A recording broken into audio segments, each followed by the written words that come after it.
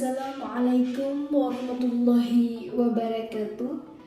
Perkenalkan, saya Nora Sandi. Saya Siti Rasuna. Kenalkan, nama saya Nisa Kaisara SPD. Kenalkan, saya Siti Farina Wandaliza SPD.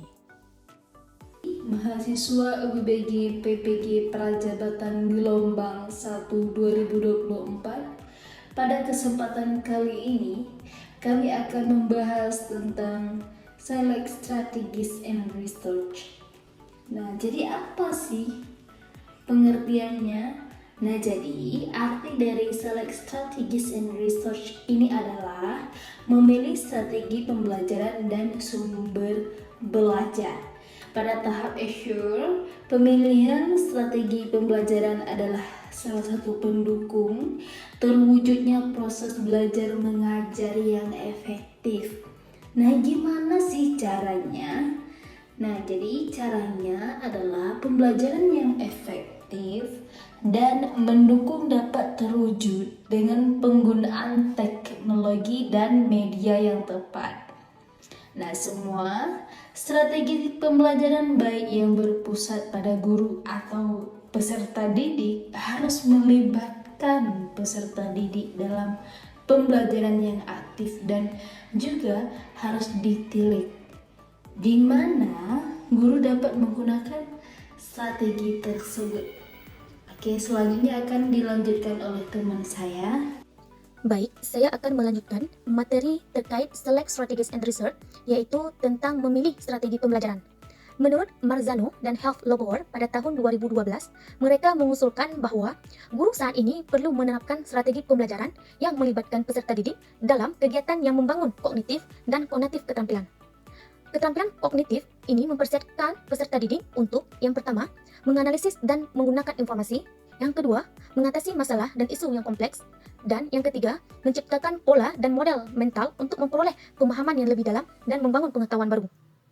Di sisi lain, keterampilan kognitif mempersiapkan peserta didik untuk, yang pertama, itu ada memahami dan mengendalikan diri, dan yang kedua, memahami dan berinteraksi dengan orang lain.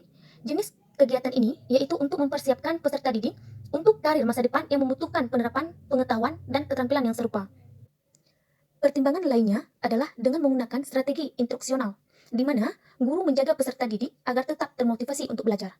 Jadi, strategi yang harus dirancang untuk mendorong peserta didik percaya bahwa di dalam dirinya terdapat potensi dan bakat yang luar biasa, sehingga peserta didik memiliki kesempatan berinteraksi dan menerima pengakuan dari guru, keluarga, dan orang lain secara sosial. Selanjutnya, saya akan menjelaskan tentang 3 langkah dalam memilih strategi pembelajaran. Strategi pembelajaran yang utama adalah memilih bahan ajar, yaitu memilih bahan yang tersedia. Biasanya, bahan yang tersedia bersifat off the shelf, yaitu bahan yang siap pakai tersedia dari sekolah, distrik, maupun sumber yang sudah ada. Berikut langkah-langkah untuk memilih bahan yang tersedia. Pertama, melibatkan ahli media perpustakaan. Ahli media perpustakaan biasanya lebih mengetahui bahan ajar yang sesuai untuk digunakan. Arsip yang ada di perpustakaan dapat digunakan untuk memeriksa materi dari sekolah untuk mengetahui media yang cocok untuk materi tersebut. Kemudian, bergabung dengan guru lain.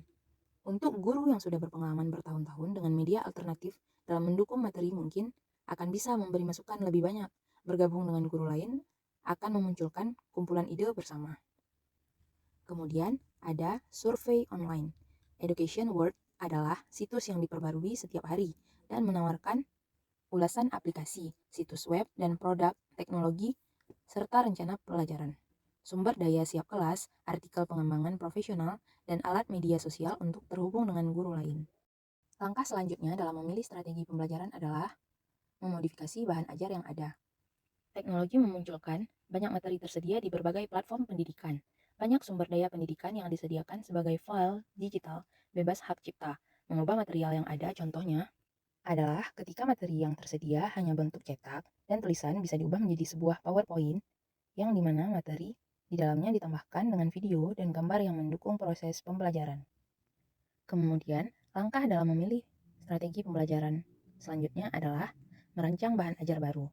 Ketika bahan yang sudah jadi tidak tersedia atau bahan yang sudah ada tidak dapat dengan mudah dimodifikasi, Anda perlu merancang bahan pelajaran Anda sendiri yang dapat berkisar dari mencetak flip chart dengan tangan hingga menggunakan laptop Anda untuk membuat handout, presentasi, atau blog online. Kemudian ada memilih sumber belajar. Saat memilih sumber daya untuk pelajaran Azure, keputusan dibuat mengenai teknologi dan media serta jenis bahan pendukung yang diperlukan untuk mencapai hasil pelajaran. Selain memilih materi pendukung, guru seringkali perlu memodifikasi materi yang ada atau merancang materi baru untuk memenuhi tujuan pelajaran tertentu. Saya akan melanjutkan presentasi berikutnya, yaitu memilih sumber belajar. Saat memilih sumber belajar, keputusan dibuat mengenai teknologi dan media, serta jenis bahan pendukung yang diperlukan untuk mencapai hasil pembelajaran. Selain memilih materi pendukung, guru seringkali perlu memodifikasi materi atau merancang materi baru untuk memenuhi tujuan pembelajaran tertentu. Adapun pedoman dan alat yang mendukung yaitu teknologi dan media. Kemudian ada rubrik seleksi.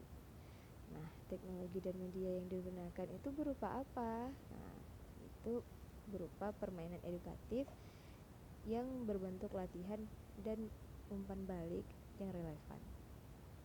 Kemudian ada rubrik seleksi, di mana rubrik seleksi itu menyediakan prosedur sistematis untuk menilai kualitas teknologi dan media tertentu.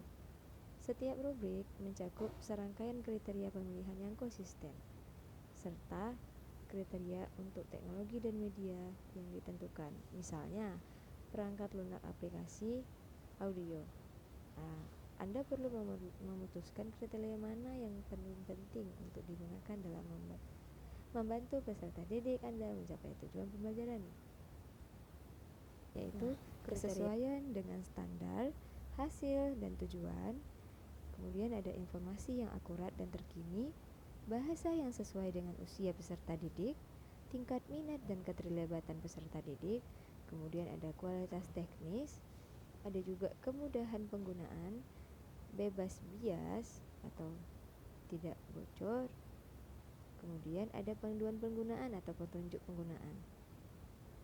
Sekian presentasi dari kelompok 3. Kami ucapkan terima kasih. Sampai jumpa di episode selanjutnya. Wassalamualaikum warahmatullahi wabarakatuh.